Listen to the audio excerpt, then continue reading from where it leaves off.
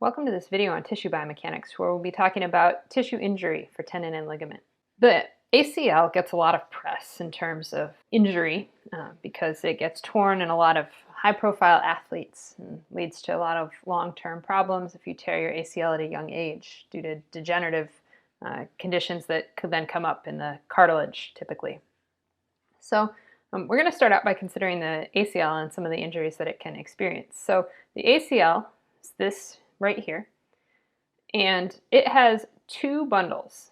The anterior medial bundle on the right there, it has its highest tension at 45 degrees of flexion, and it's taut through the range of motion of the knee.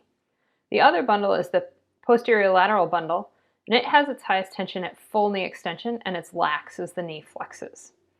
So the ACL can be torn in a variety of ways. A common way is through side impact to the knee.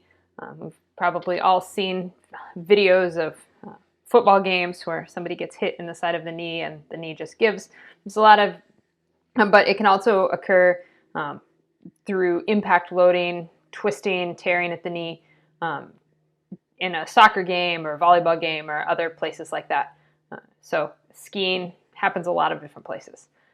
So once the ACL is suspected of being torn, clinicians do something called an anterior drawer test.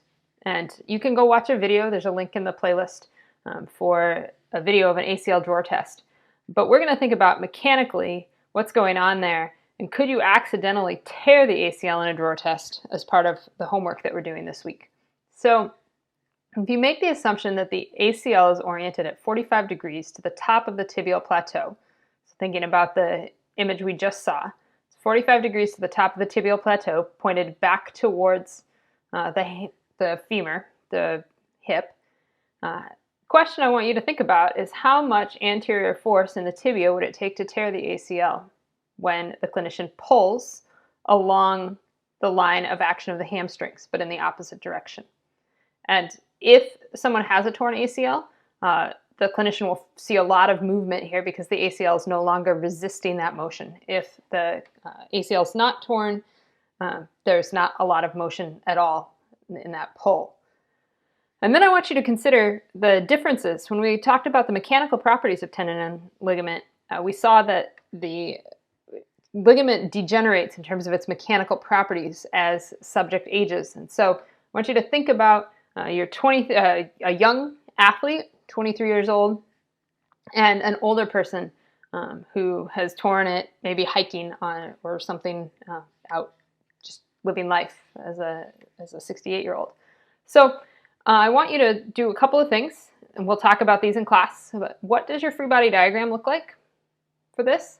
And what assumptions are you making in this analysis? So we'll talk about the injury. The conclusion you should come to is no, you can't accidentally tear the tendon in this situation.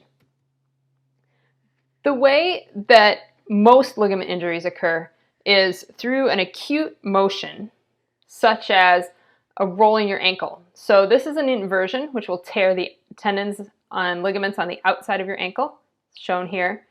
This is an eversion of the ankle, which results in tears on the medial side of the ankle. And then you can also have a high ankle sprain, which will tear the tendons on both sides of the ankle. So that's true regardless of where you are in the body. So this is an example for ankle, but regardless of where you are in the body, overstretching your tendon through a larger than normal range of motion that occurs over a very short period of time is highly likely to tear some or all of your tendon. So ligament injuries are graded according to scale 1 to 3.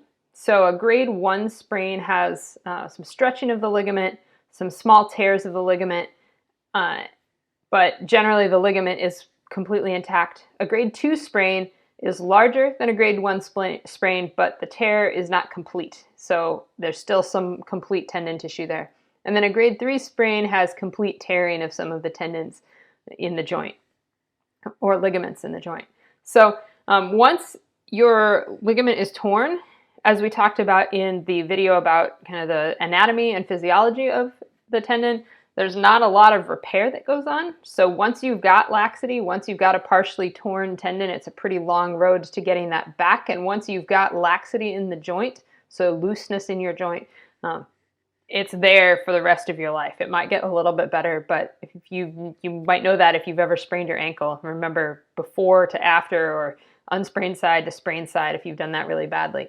So it's always a good idea to protect your joints, and that's one of the reasons that bracing is common, though bracing has its own set of problems for things like basketball and volleyball and those kinds of athletic things. They protect the tendons and ligaments in the ankles, but then they load other parts of the body differently and make them more prone to injury. So that's some of the things to consider when you're considering an injury to the ankle.